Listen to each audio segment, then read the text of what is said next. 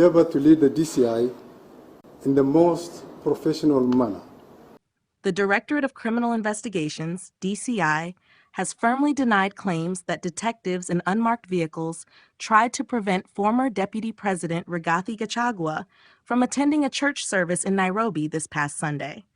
The allegations were published in a local newspaper and have sparked widespread speculation. In a public statement, the DCI described the accusations as entirely baseless and misleading. We wish to clarify that these allegations are completely false and seem intended to misrepresent the actions and intentions of the DCI, the statement read. The agency emphasized that it operates strictly within the confines of the law and is committed to upholding the rights and freedoms of all citizens. The DCI also addressed claims made in the article regarding their lack of response to the allegations.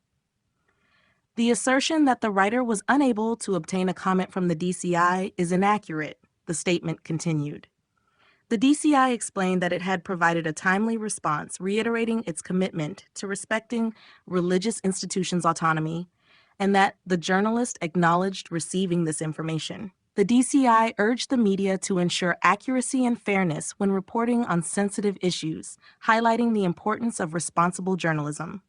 We expect that the newspaper will thoroughly verify its facts and present balanced narratives, especially when dealing with matters that impact individuals' reputations and institutional integrity, the DCI noted. This incident follows a high-profile fallout between President William Ruto and his former deputy, Rigathi Gachagua.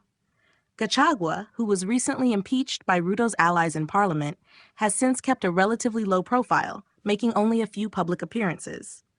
His absence has left many Kenyans curious and eager to hear his side of the story, especially given the significant political tension between the two former allies.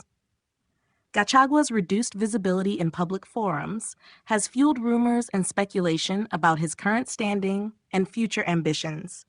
Observers believe that incidents like this could further strain relations between the government and the former deputy president, and they are keenly watching for Gachagua's next moves.